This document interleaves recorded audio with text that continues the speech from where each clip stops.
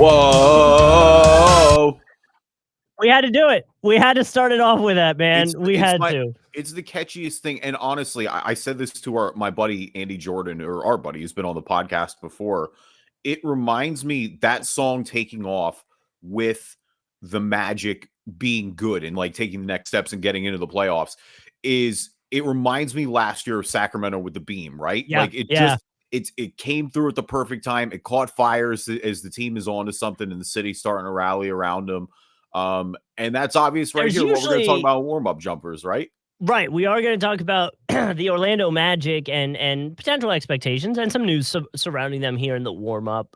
We've got some injuries to hit on too in the episode, and obviously we'll end it with the Immaculate Grid, see where we are with that. But I will say, like, that song is like a combination. To me, it's a combination of like the Beam, but also like, again, because we're Philly guys, like when the Phillies were going with the Dancing on My Own, like that, it's like the song that the whole team also gets behind. And like you've got Shaq and them joking about it on the halftime show now and all that stuff. Like it's like both. There's always a song that the team rallies behind, and there's always something that happens that the team rallies behind. This just happens to be both in one thing. It's kind of cool. Yeah, and I think, I mean, like you said, with just the rise of the team right now, with the increased expectations, the vibes are high. And like you said, I mean, I think we talked about it last week, or we mentioned it last episode, was when it's even funny because like our opponents know about it right now. Like the Knicks beat them a few weeks ago, and Jalen Brunson and Josh Hart were like, yo, we love that song, but we don't want to be featured in the video. Like, we don't want, hey, we know they're going to play that afterwards. Like, nah, man. I mean, big credit to their social media team. Like they're constantly finding new ways to just innovate it, to get different players involved. It's been fun to watch. And like we said, this team's been fun to watch. And their head coach, Jamahl Mosley, is now getting rewarded here with a 4-year contract extension. Initially, I saw the breaking news in Jamahl Mosley, and I just initially was like, how on earth did he get fired? Like, what happened here? Just because of the way the graphic was designed. But no, regardless, a 4-year extension for Coach Mose, and I think it's well deserved. I mean, you want to talk about the Magic's rise right now. We talked a little bit about their schedule last week as well. I mean, they're 5th in the East as of recording this, but they have the easiest schedule in the NBA the rest of the way. They're a game back of 4 with the Knicks. I mean, really, they're only 4 back of Cleveland and Milwaukee, essentially. I don't think they're going to get quite that high. Yeah, I was just about to ask, what do you think is, from a position standpoint, the ceiling for Orlando? I think the realistic ceiling is 4. I absolutely think they can get there. And we're going to talk some of these injuries later on in the episode, because specifically the Knicks, OG Anunoby is returning. So that's huge for them. And they'll get some reinforcements as well. But again, it just comes down to the schedule for me. Like the schedule being that easy for the Magic the rest of the way. I'm pulling it up as we speak, but I think that's a big advantage. Again, we've seen the Pacers kind of skid here a little bit the past few weeks. We'll get into the Sixers again with the Embiid news as well, the latest return there, but Lord knows they've been going nowhere fast. So both teams, Pacers and Sixers, dealing with a little bit of injuries that have kind of, and I guess Knicks too, in a way. We'll talk about OG coming back in that a little bit too. But yeah, you look at the Orlando Magic, 7-3 in their last 10. They're rolling. And their schedule the rest of the way. I mean, you've got back-to-backs with Toronto coming up this weekend, Charlotte, New Orleans is a tough game. They do have their toughest stretch is probably the 4 games from March 21st to the 29th. You've got the Pels, you've got the Kings, you've got the Warriors, and you've got the Clippers, but they're all at home. So at least you've got that. You got to go on the road to New Orleans again. They've got a tougher trio at the end with 2 with Milwaukee and with the Sixers sandwiched in between. But you also could very well see Milwaukee resting people by that point. Again, with the Sixers, who even knows right now? Like maybe Embiid is back by that point. But again, I don't think the Sixers are scaring anyone at this point. So yeah, no, it's right there for the taking. I mean, no matter what, if they're out of the play-in, this is a massive success for the Orlando Magic. Like I said, the playoffs was to get in and then see where they go from there. I mean, if they're a 4 seed, the fact that we're talking about them potentially hosting a home playoff series, like that's a tremendous accomplishment. And again, all these guys developing, whether it's Paolo in year 2, whether it's Franz's continued growth, whether it's Jalen Suggs, whether it's Jonathan Isaac working back into the lineup, all these are reasons overseen by Coach Mosley is why I think Jamahl Mosley is an easy candidate for this extension. Like, the locker room loves him. He's done a great job. It looks like they're going to overachieve what I think most people expected from them this year. So, yeah, I think this is good business to get this done right away. Like, don't even let this linger. Yeah, I agree. And to that, a top 5 defense in the NBA right now. Cavs, Boston, and Timberwolves only having a better defensive rating than them. They're essentially tied defensive ratings way with the Oklahoma City Thunder, and we know the high praise the Thunder have been getting. So I agree. I almost wonder if we can find like an Orlando Magic expectations from like the beginning of this season, 2023, 24 or something like that. I think most people had them, like, I'm trying to remember what we said back on the preview, but I think most people had them anywhere from like 6 to 11. Yeah. Like, most people, I thought assumed they were going to be better. There were signs of it last year, but it really, I mean, this is, again, reaching in a best case scenario. And some of that has been helped by injuries. Like, the injuries helping the Sixers fall off a cliff. But again, the Orlando, with one of the tougher schedules in the league, has hung tough in all these games. They beat a bunch of teams that they probably arguably weren't supposed to. Mm-hmm. You just got to take advantage of the schedule and handle your business. Like, this is part of the newness of all this, is that you are going to get expectations. Like, this Orlando Magic team is getting national attention. You're going to start getting other teams, better shots, if you will. But I mean, I think they're equipped to handle it. They've been doing it all season. Like, why would I and like you said, that defense is going to translate. Like, you can't, those numbers aren't fake. That metric's not fake. Like, they've been defending well all year. So this is from October 19th, 2023. Bold predictions for the Orlando Magic 23-24 season. The first one is Franz and Paolo earn NBA All-Star honors. Cole Anthony traded. Jonathan Isaac will earn all defensive team selections. Interesting. A top 10 defensive rank for the Orlando Magic. So they were on that. They probably could have even said top 5 at this point.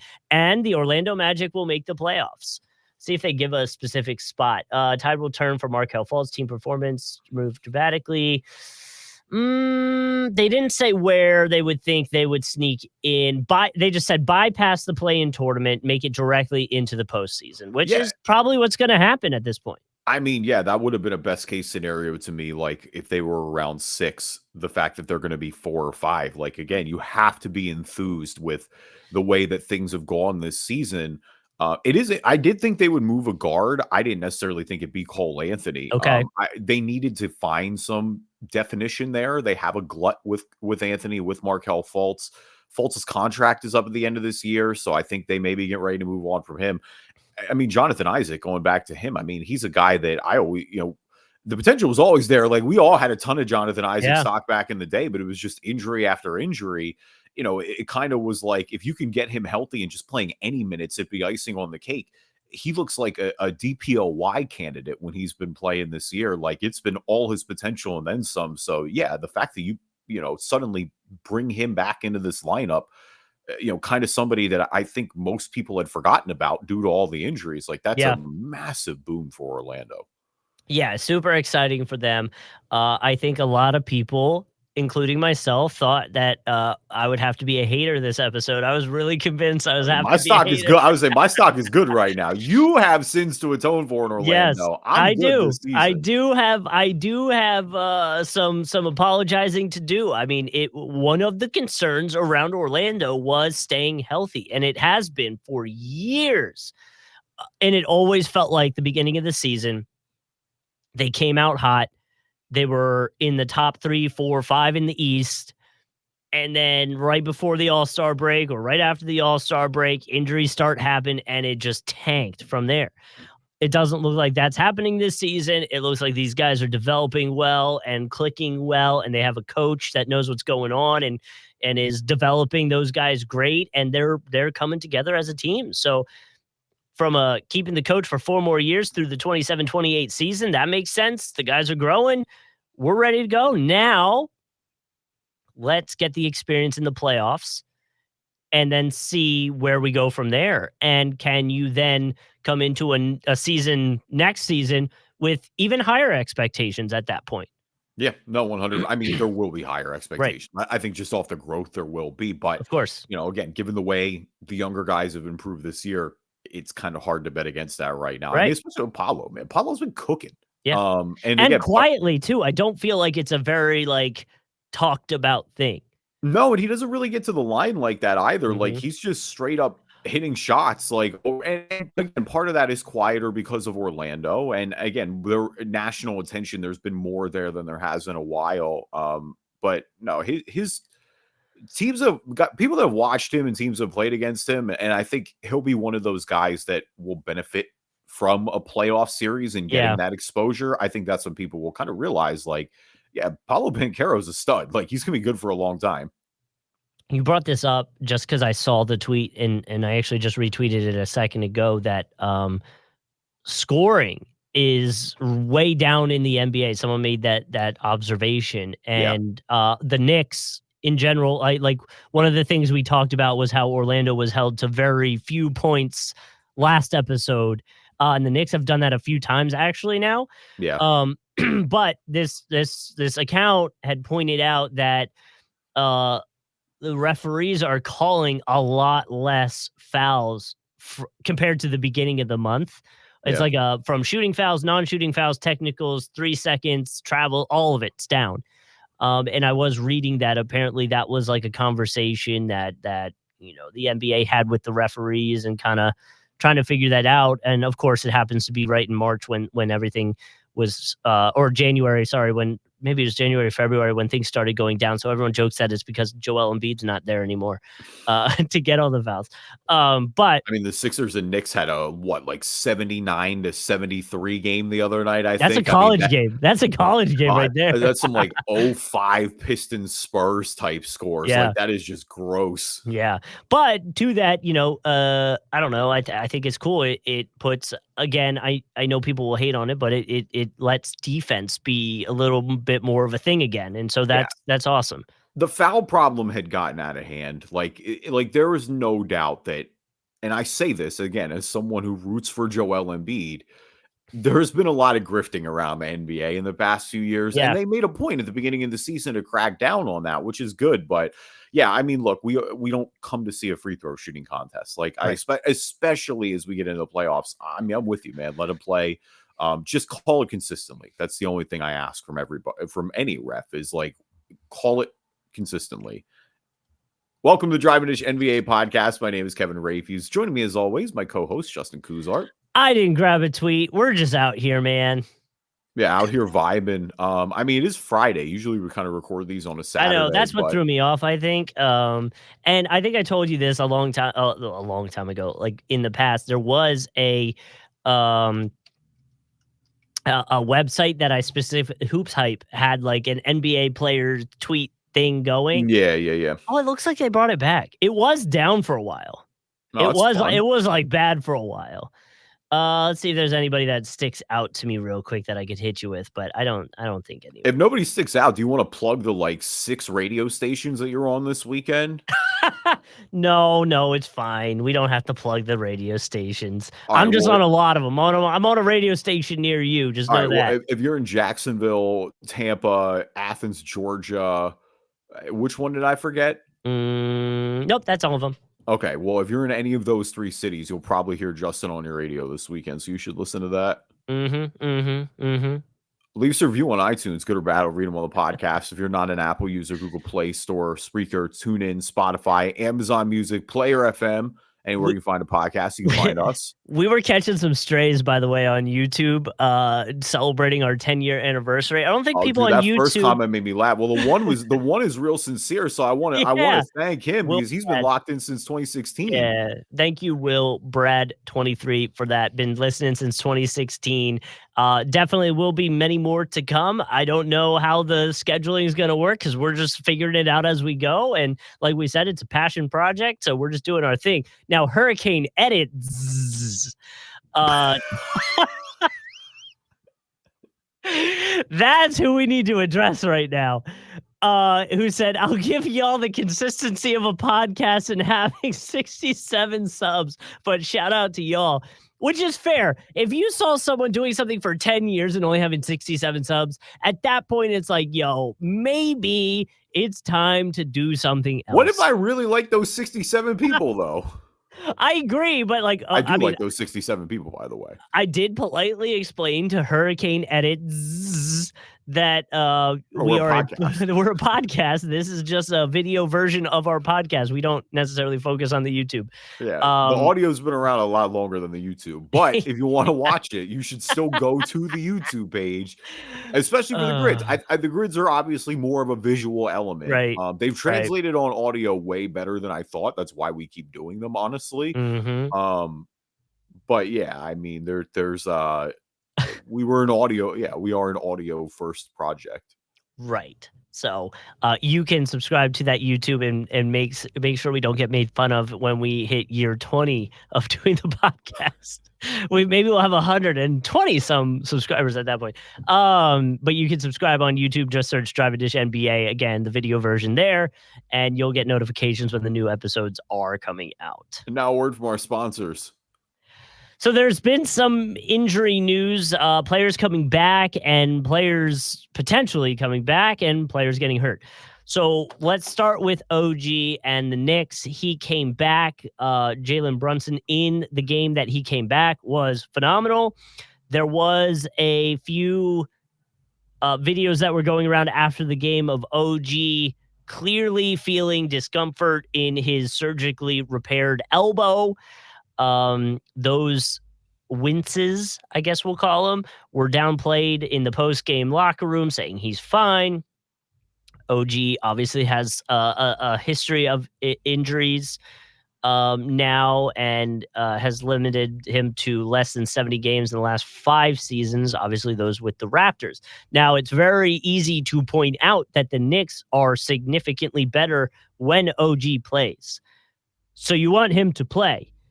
But if the elbow's not ready, the elbow's not ready is kind of where I landed on when we were doing a little bit of research for this.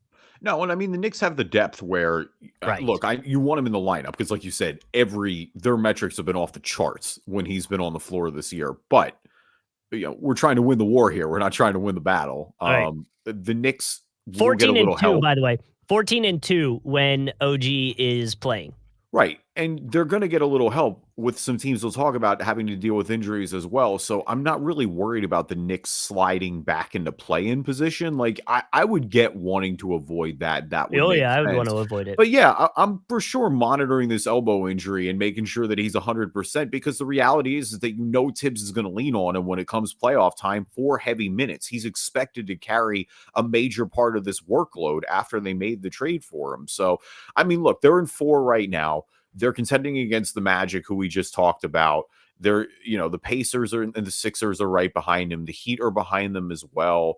But they've got 3.5 on the Heat right now. They're 3 back of the Cavs. You're probably not going to catch them in Milwaukee, but it's the balance, right? Because you want to host a home playoff series. Like, we know how the Garden is come playoff time. You want to have, if you're going to be that 4-5 matchup, you want to have that. Yeah. Well, and you look at what they did last year, so there is a level of expectation now too from those playoff games. But yeah, I mean, I think if you're a Knicks fan, again, depending on where OG is, if it is just getting the elbow used to it again, whatever it is, I mean, you've got like you were saying, 2.5 on the Pacers right now, who are also dealing with an injury problem. We'll talk about it here in a little bit. I think if you're the Knicks and you do slip into the if I think worst case scenario, you slip that bad and you're in the 7th or 8th spot, like, you're pretty pissed off about that. I don't think you're very happy with that result. I think, OG coming back, depending on this elbow stuff, like, you hopefully can at least tread water to the point that you don't go past 6th. You know, like that would be where I would be like, okay, we can't let it get worse than letting maybe the Pacers get past us right now. Yeah, I mean 7 or 8 is a nightmare. Like you're absolutely miserable if you're 7 or 8 if you're the Yeah. Knicks. I don't think they're going to get to 7 No. or 8. No, I don't think so either. I think they have plenty of space there. But yeah, I mean, like you said, it's a balancing act, but you have to feel pretty good about their last couple. I mean, they won 3 of their last 4. They lost that 79-73 game to the Sixers, but then they came out and they blew their doors off the last night. They beat Orlando. They have a few tough ones coming up. Like they're on the road. They got Sacramento. They got Golden State. They got Denver. Obviously, pretty difficult there. They But you come they back home and then you've got a real, stretch of manageable games yeah. as well. So They're about middle of the pack for strength of schedule, with it says here 16 games left.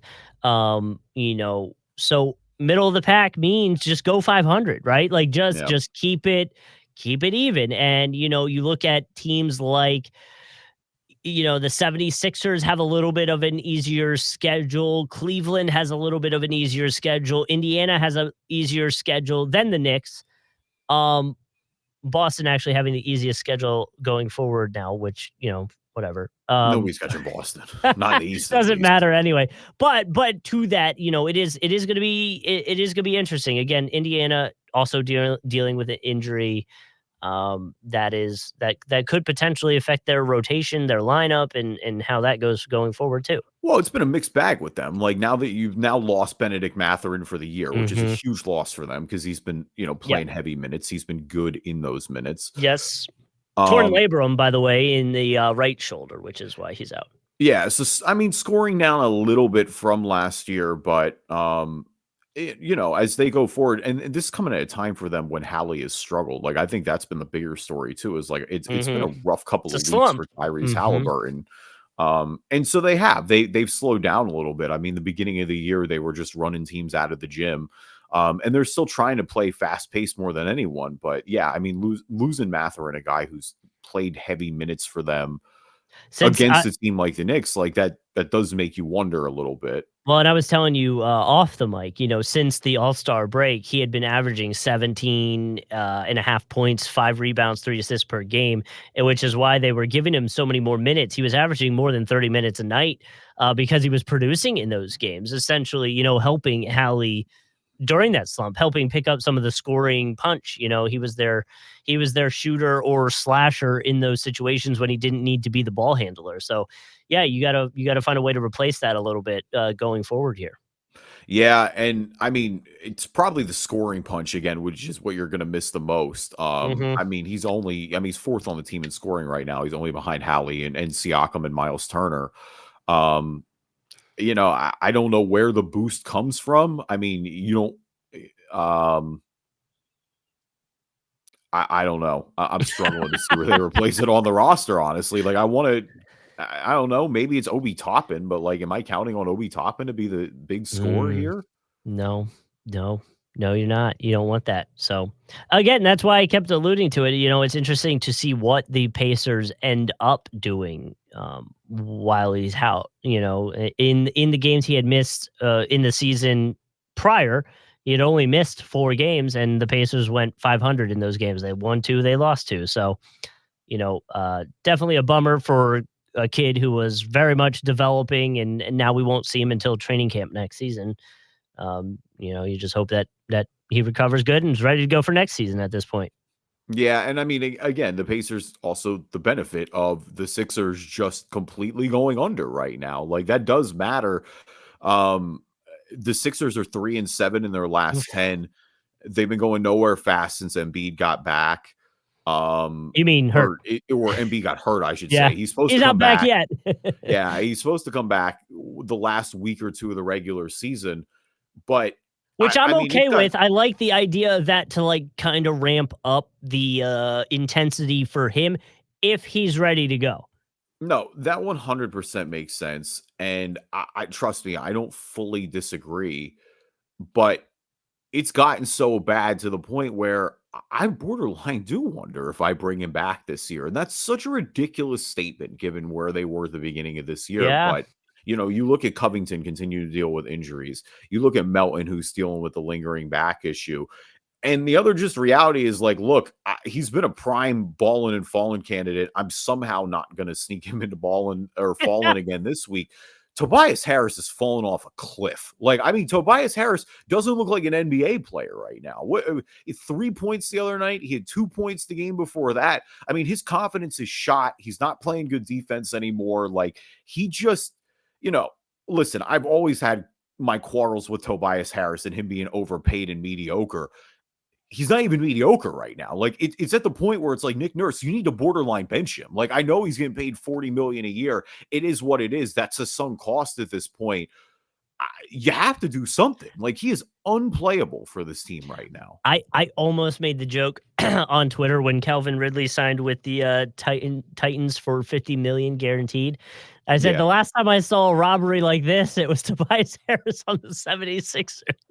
Dude, it is. I mean, I don't really know what else to say. Like, and I don't think Tobias is this bad, but I think his confidence is so shot at this point. It's just gone. Yeah. And I think he is the target because Maxi's been hurt. I mean, Maxi's back now, but he missed a few games there with a concussion.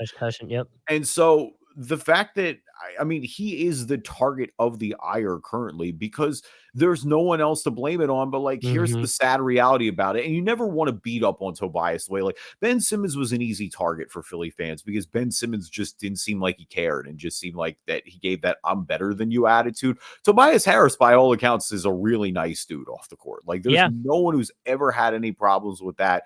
But yeah, he's been a huge reason the Sixers have been held back the last few years. Like, that contract was beyond a mistake at this point. It's always been a mistake.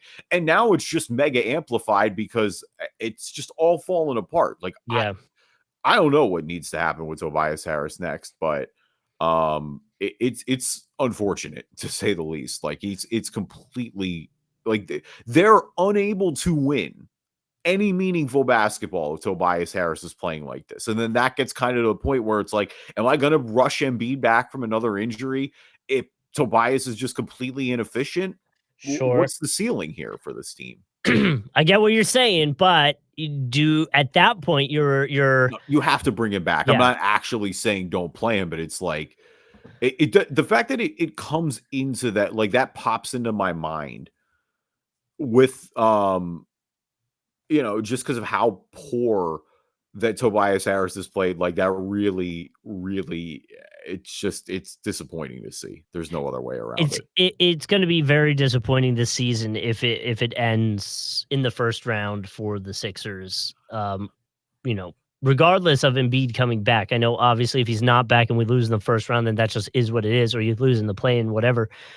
Yeah, it's going to be a tough pill to swallow for 76ers fans. I mean, it might end in the play-in at this point. Like, that's what's crazy is it's like the Sixers have fully drifted back into play-in position. And again, they're a half a game behind the Pacers. Like, and Miami, thankfully, is helping them out too, losing 4 in a row. Like, that would be the team you would think would kind of take advantage of all these injuries. And they haven't so far.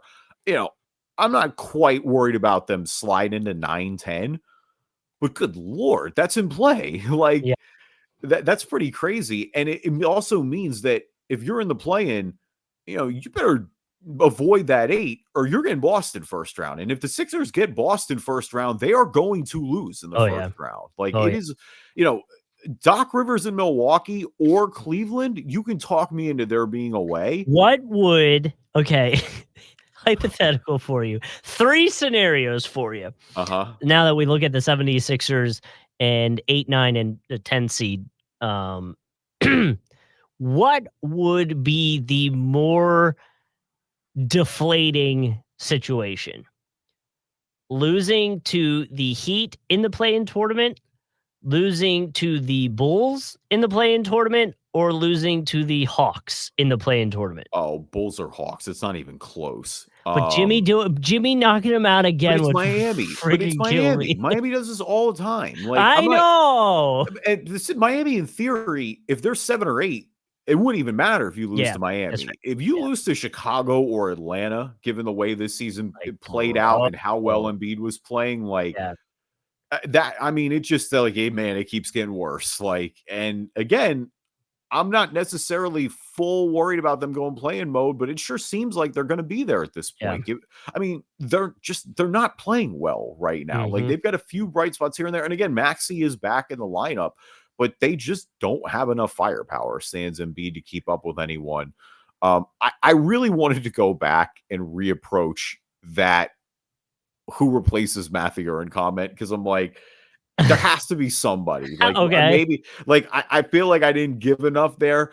I continue to look at this roster and look at the rotations, and I don't know where. Like, maybe it's your boy TJ McConnell. Like, I guess that's the guy you have to rely on to score a little bit. Well, no. But you can let him be a ball handler.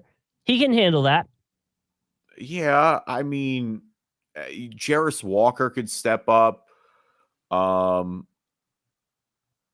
don't know, like. Ben Shepherd's been given the minutes recently. He's been playing more since Mathurin went down. He's up to 16 minutes a game, but like, he's a rookie. Are we really counting him to give up that production? Like, yeah, that's tough. I don't know. You said it best. Like Mathurin had been playing his best ball too since All-Star break. And so, yeah, not an opportune time there for the Pacers. All right, who's balling, who's falling? Our NBA version of the stock market. We always like to start with the good before the bad. And so, Justin, I'll start with you. Who is balling this week? Yeah, we're taking a trip to the Oklahoma City Thunder with SGA, who is becoming the first player in the NBA to pass the 2,000 point mark. He is currently at 2,021 points. Right behind him would be Luka, who looks probably either passed it last night or will pass it tonight. Giannis would be in number 3. Tatum's right after him. Kevin Durant, Anthony Edwards, Jalen Brunson round out your top NBA point total peeps for this season right now.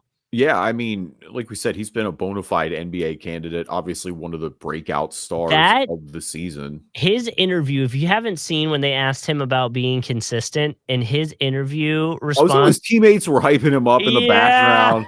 Yeah. I want to be a hater on that so bad. My life, everything in me is consistent. I love it. I love it so much. Rise and grind Twitter. Yeah. Like, yeah. Everything in my life is that consistent. is that. Bro, your coffee stunk one day, SGA. Like, come on. That is the Kobe Bryant. If you wake up to go work out in the gym at 6 o'clock, I've already gotten a whole workout in and eaten breakfast. I'm working on workout number 2 before you're even at 1. That's how that came off. I mean, whatever. It's working at least. So like, I can't be that much of a hater on it. I am kind of sounding like a hater right now, though. It's okay. You can be a hater. I was a hater on Orlando Magic, so you could be the Oklahoma City Thunder hater. All right. Balling for me this week is Michael Porter Jr., who, I mean, I was originally going to do Denver, but I feel like that's too cliche because Denver's been just cooking with gas since the All-Star break. But Porter's been a big reason for that. I mean, you want to look at his last 6 games, 25-10, 20-7. Kind of a dud against Boston. Granted, they won that game, but only 9-2 against Boston. But 19 points against Utah, 19 against Toronto, 25-7 against Miami. Look, they need him to be that third punch. We know that Jokic and Murray are going to be the 1 and 2 guys. But if Porter's consistently giving you around 20 a game, they're going to be a tough out come playoff time. Like, they still up to number 1 in the West. Like, are they number 1 now? Did they pass, or they're tied with OKC, right? Yeah, they're tied with OKC. They're both 46-20, so they are legit tied at this point. Okay. Minnesota 1 game back at 45-21. Oh man. That's wild. Do you think, I mean, if you have to put your money on it, teams that are 1, 2, and 3 in the West when it's all said and done in 16, 17 games from now? Like in terms of the seeding or in terms of who I think are the best? Okay. No, seeding. No, I think seeding will be, I think it'll be Denver, OKC, Minnesota. Yeah, I think that's the safe bet. Although, I mean, I guess saying that is a little slight at the Thunder since they've been number 1 for quite some time. I know Timberwolves were too, but. I mean, I think those arguably, and then the Clippers are the 4 best teams in the Western Conference. Like the Clippers, I don't think that those top. Nobody's passing those top 4 there. Like the Pelicans. Oh no, yeah, the Clippers. If they go under, they could. Yeah, in theory, there's a way. If the Pelicans get hot, I don't mean, see they are it playing well. I mean, it's that like. They're grouped in two, essentially. Yeah. Like, the Clippers are 1 kind through of the only 4, one in that middle, but it's 5 like through 5 through I mean, 5 through 9, 10, I 10, yeah. like, really, it's 5 through, I guess, 7 or 8 realistically. Like, the Lakers and Warriors are a little further back, though Dallas has been Although trending the wrong way too. although although you got the Rockets on a 4-game win streak, only, what, Oh, 3 and a I half I back get from it. the Warriors.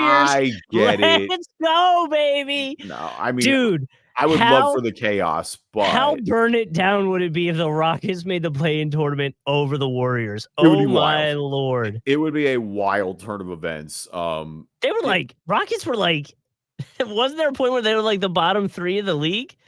Or were they decent this year? This Did season, no, I they were great to start the okay, year. No, it okay. was the opposite. They You're were right, playing you're really right. well, and it's finally like they came back to earth. Everyone kind of Yeah. felt like they were overachieving. Jazz Now, too, right? Jazz did that too, or was yeah, that the 2 years ago? Jazz crashed a little harder. Yeah. Everyone jokes that the Jazz started tanking too late when they're like, "Hey, Jazz, like we know you should have Yo, tanked chill. this year, but just Yo, waiting for a chill. little bit here." No, otherwise, but I mean, yeah, they're kind of tiered out in those groups.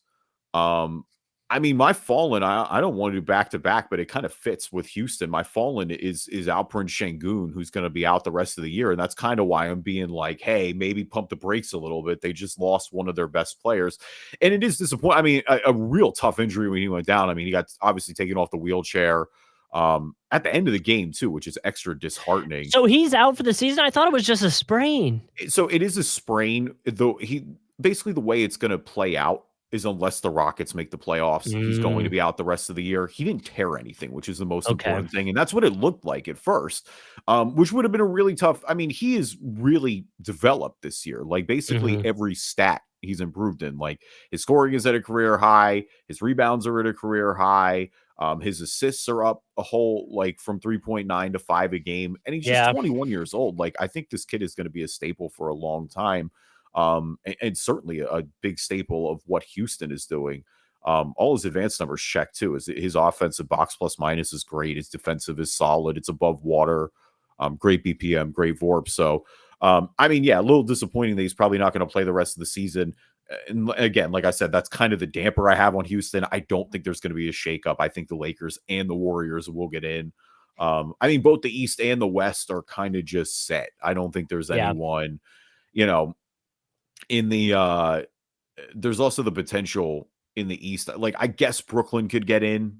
They're just back of Where Atlanta a little bit. Brooklyn So like at? there is a world, but for the most part, it feels like these 1 through 10s are kind of set right now. Be a little aggressive. My Fallen, before we get into the grid here is Sabonis, who was talking to the media on Wednesday. He said, you guys keep making my life harder by bringing attention to the fact that Anthony Davis is 0-10 versus Sabonis. He said, if anything, it's going to light a fire under him. So stop mentioning anything, That's the please. that's the last part, yeah, where it's like, bro. I mean, and I think it is a little bit, but I mean, look, Sabonis had AD in a blender the other night. Like that So, last game against the so Lakers. the first, the first comment on Reddit is, well, then maybe stop whooping his ass. I mean, pretty much. Like, listen, and I don't think Sabonis has torched AD in every one of these 10 games, but when he did in the last one, and it's 0-10, like I'm gonna start to notice a trend here a little bit about.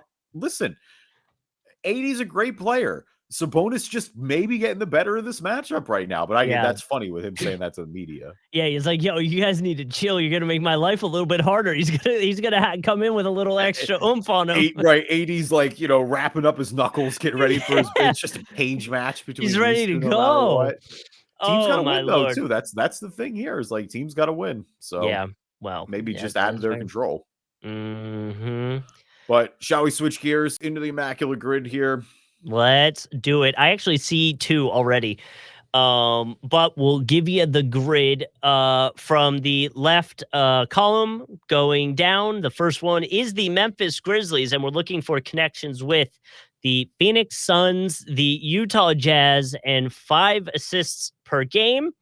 Below the Memphis Grizzlies, we got the Bucks, so we will look for the same connection: Suns, Jazz, 5 assists, and the Sacramento Kings, again, same connection: Suns, Jazz, 5 assists per game. Uh, Come on. Can't not say it. Jacksonville's very own Grayson Allen works in two categories here. But I also thought of Brandon Knight as we were talking about this for a Suns Bucks connection. So I almost want to say let's go Grayson Allen, Grizz Suns, Brandon Knight, Bucks Suns, and then we're good. You are ready. Okay. You came to play today. Listen, man, when Grayson Allen's on the list, I saw Suns. I'm not gonna lie, I saw the Suns, and I got excited that Elfrid Payton might work. I was gonna say, who do you like more, Grayson Allen or Elfrid Payton? He doesn't work with the Grizzlies, I don't think. No, I know he doesn't work, but I'm saying which you like using as an answer more. Oh, definitely Elfrid Payton. He's always like 0.8%. Good. I'm just keeping you honest. I want to make sure your head's still in the right place. Yeah, no, we're good. We're good. No, yeah. I'm definitely down for both. Yeah, Brandon Knight especially. And it was ironically, we celebrated our 10-year anniversary of the podcast last episode. Yep. Recently this week was the 10-year anniversary of DeAndre Jordan just absolutely baptizing Brandon Knight. Was that it? Oh yeah, man. 25, damn it. He's playing there currently. What did you expect? It. He's on the roster as we speak, playing real minutes. I'm upset, damn it. No, also, the three that I always literally when I start a grid, the first three I think of, Matthew Dellavedova, Grayson Allen, and Elfrid Payton. Do any of those three work? I don't think Delly works here. I mean, Delly went to Sacramento, though, so do we think he's got 5 assists per game? No, I don't. I mean, I have to think about it for a second because, like, if he had played starting minutes, I'd be like, maybe. And he did play for the Bucks, too. But I don't think Delly had 5 assists anywhere. I don't think he played enough minutes. No, I don't think he did either. That's why I didn't even bring him up. But yes, was always when I see teams that I know they were on, I go, ooh, we're close. Let's do it. Because I know he was on Sacramento like recently, like 22-23 season. Yeah. And then Cleveland, Milwaukee. I think those are the teams. All right. So I mean, I've got 4. There's a bunch of these that I feel like I've already got answers for. Okay. Connolly works, obviously.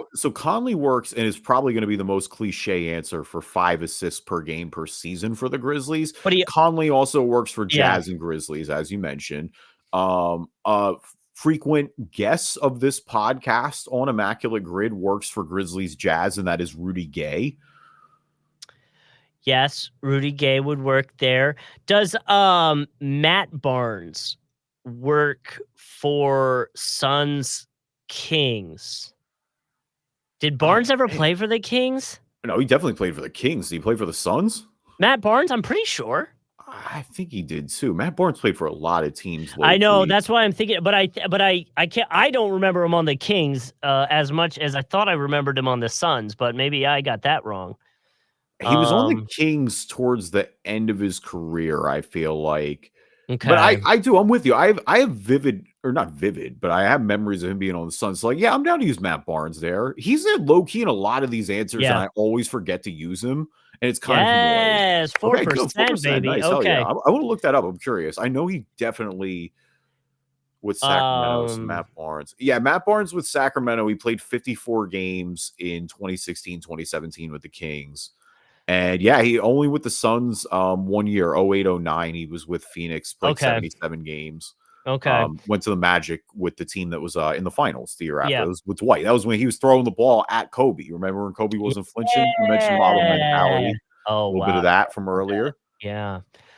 All right, so we got that column closed out. Jazz is where I'm going to have a little bit of trouble. Obviously, I had the Mike Connolly. Oh, Joe Ingles. Didn't he go to the Bucks? Joe Ingles works. The two that I know work for Jazz Bucks are Joe Ingles and George Hill. George Hill works there too. George Hill. Do we think George Hill has 5 assists? So here's the thing. I also think George Hill played for Sacramento. I was looking at that first. He might have 5 assists too. I don't know if he did it with these teams, but what I'm thinking is let's use Ingles for Bucks and Jazz.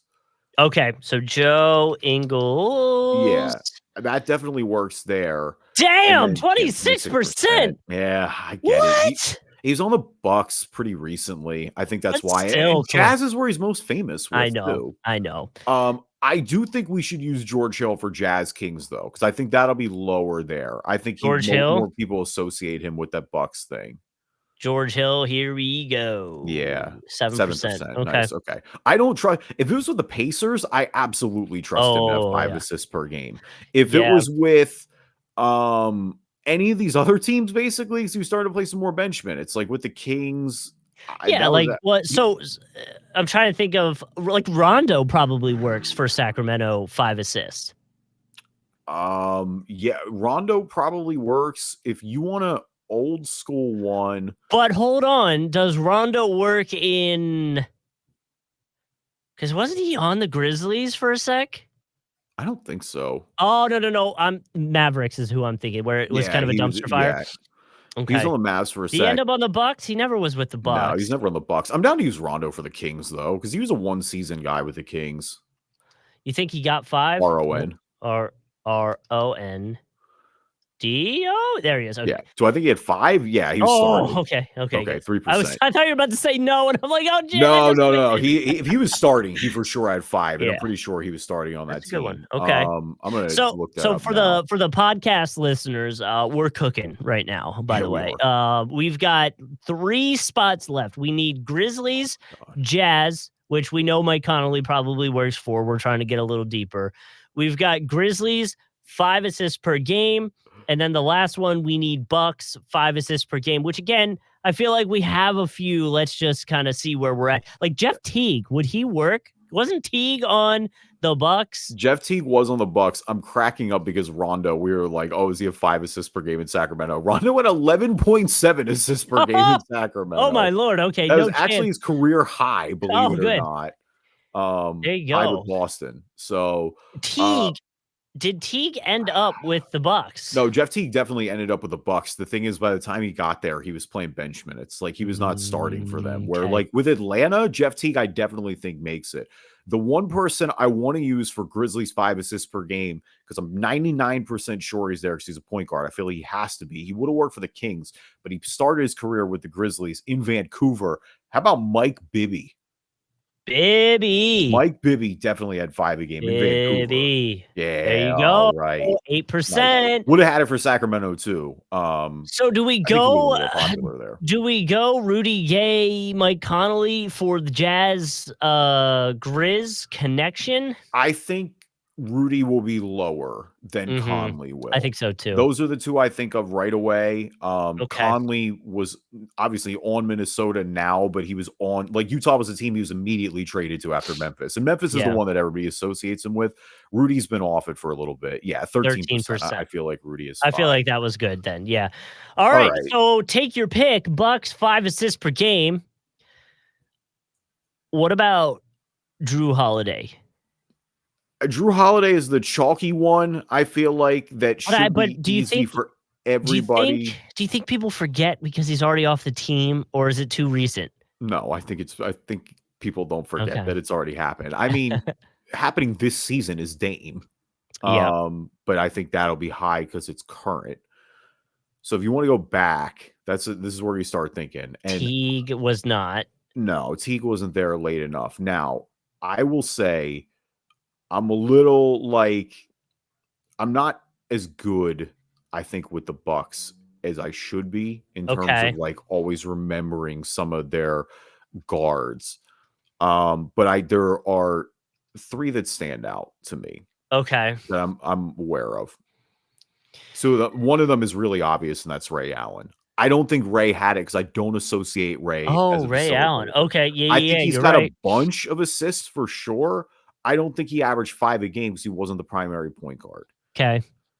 So then to me, the other 2 I think of guard-wise, one is Brandon Jennings. I was just about to say, I think of Brandon Jennings. Yeah. Brandon Jennings scored a lot of points there, and he was the guard. So I think he absolutely could have been over 5 and probably was over 5. Okay. The other one is I go back to that Eastern Conference Finals Bucks team that Ray Allen was on, and I go back to Sam Cassell. Sam Cassell was the point guard of that team. It was the 3-headed monster, him and Ray Allen and Glenn Robinson. They took the Sixers to 7 in the conference finals that year in the ECF. I don't know. I mean, Sam was the point guard. Like, I would be stunned if he didn't have 5. He was still pretty much in the prime of his career then. He played a long career. But Jennings, I think, has it too. Like, Jennings, if it was like 10, I'd be a lot more worried about. But at 5, I think Brandon Jennings had 5 as a guard. What about, just because I can't remember, and I feel like I saw him in a green jersey before, but I'm worried it's the Celtics because I just did that with another player. Was Nate Robinson ever on the Bucks? Nate Robinson was definitely on the Celtics. I don't know if he was on the Bucks. I don't know. Not off the top, at least, and not enough to guess that he had that many points. The other person that just popped into my head, assists, you mean, not points? Assists, 5 assists. Yes. The other person that popped in my head, and you made me think of him with Drew Holiday, as I thought about him more, was the guard who was there before Drew Holiday, Eric Bledsoe. Eric Bledsoe, I think, had 5 for Bledsoe. Bledsoe would have worked for Suns Bucks too, wouldn't he? Bledsoe would have worked. Yep. Do we want to try Bledsoe? I think he's got 5. You want to try it? I'm fine with that. I'm pretty sure he's got 5. I don't want to be here. Let's see if we want to be here. Oh, we want to be here. Okay. 9 all right. rarity score, my guy. All right. Good call. So, Drew was the number 1. Good call. Yeah. I mean, he was just like, he won the title there. Like, he was just there. All right. So to recap, the top guesses. Well, actually, let me do this first. Eric Bledsoe had in Milwaukee. He had 5.1, 5.5, and 5.4 the 3 seasons in Milwaukee. So we were good on that front. The most popular guesses for these grids. So it was your boy Grayson Allen for Grizzlies Suns. Grayson and Joe were the 2 most popular. That's why. Yeah, both of them. Mike Conley for Grizzlies Jazz, as you would expect. And I guess the obvious other one, I associate Conley because I guess a grit and grind. He was there for so long. The other 5 assists per game per season, we didn't even mention, astoundingly, is Ja Morant.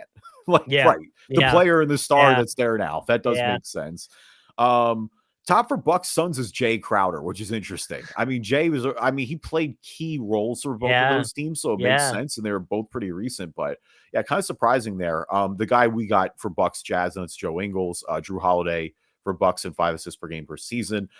Kings and Suns, Isaiah Thomas, definitely. I'm not a little surprised there. Definitely remember them both, or remember both of his tenures there. I mean, the Kings drafted him, obviously. But yeah, kind of wild. Our boy Rudy Gay, actually, who we used in this grid, is not here for Kings and Jazz. And then De'Aaron Fox, 5 assists per game for the Kings. Not really much of a surprise there. Do you want to go back to our grid so we can recap? So we got for Bucks Suns, or for Grizzlies Suns, excuse me, Grayson Allen. For Grizzlies Jazz, Rudy Gay. For Grizzlies, 5 assists per game per season, Mike Bibby. For Bucks and Suns, Brandon Knight. For Bucks and Jazz, Joe Ingles. For Bucks, 5 assists per game, Eric Bledsoe. For Kings and Suns, Matt Barn. For Kings and Jazz, George Hill. And for Kings and 5 assists per game, Rajon Rondo. So, yeah, we kind of smoked that, dude. I mean, you set the tone there, Justin. Like, I like getting Brandon Knight, not even with Grayson. Grayson was chalky, or ended up being chalky. But Brandon Knight bringing him up right away, like, that was a good set the tone, yes. Oh, yeah. Well, and I knew, I like, for whatever reason, I feel like we talked about Brandon Knight a good bit on the Bucks at the beginning part of doing the podcast together.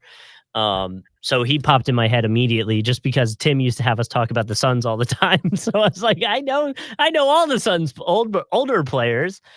So it worked out. It worked out great. There you go. I will always remember that 48-win Suns team with Dragic and Bledsoe that didn't make the playoffs. It was brutal. Was that the one that missed because of the Blake Griffin half-court shot? It was not to open some 3-game winner from Blake Griffin just ends up being. I mean, they lost a bunch of other games too, but that is the one that I think comes that was to mind was that the Kobe last game season? No, Kobe last game was 2016. Okay, you're right. And know how I remember that, of all things, because Kanye West said the "I feel like Kobe" shirt in the style of the "I feel" on the I feel like Pablo rollout for Life of Pablo album. It's been pretty downhill for Kanye. It's been a journey for him. It's been I don't know. People like that new album. Like, not to end on this, but like, people like that new album. I haven't even listened. It's an unfinished mess. Like, I don't get it. Like, there are 2 songs on there that I like. One is because I really like Freddie Gibbs, honestly, and he smokes it. But I do like it, and some of the production is good. But the one song I really like is 1:50, and a lot of it is just Ty Dolla $ign floating over it, and it's like Ty Dolla can do no wrong to me, but Kanye, man, I saw him tease. I saw him tease the. Was it NSYNC? Like he was sampling an NSYNC song. The Backstreet Boys. He sampled everybody. Backstreet Boys. Yeah, he sampled everybody. And dude, I heard that and I went, "Oh, this is gonna be really good." Hopefully, he reached out and got permission. And then the next day, it was like, "Nope, did not." Dude, one of the songs on this new album, arguably one of the few, was this song that sampled Donna Summer, and she immediately came out and said, "I didn't approve this at all. Get this off the album." Like, dude, you can't just do that. And none of this is surprising if you're a hardcore Kanye West fan. Like, this has been happening for years where songs don't get approved and then don't come out, and left and right and this and that. It's just back in the day, it was a lot more sane and you could deal with it and the music was great. Now it's just kind of like the music stinks. He went on that whole "I love Hitler" thing. Like, there's just, and like, think about how insane that is. He went on the whole "I love Hitler" thing.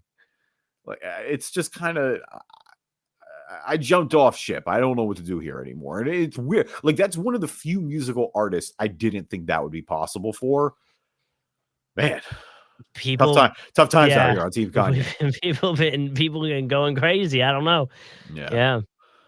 Thank you, everybody, for listening to this episode of the Driving Dish NBA podcast. We appreciate you guys as always. Leave us a review on iTunes, good or bad. We'll read them on the podcast.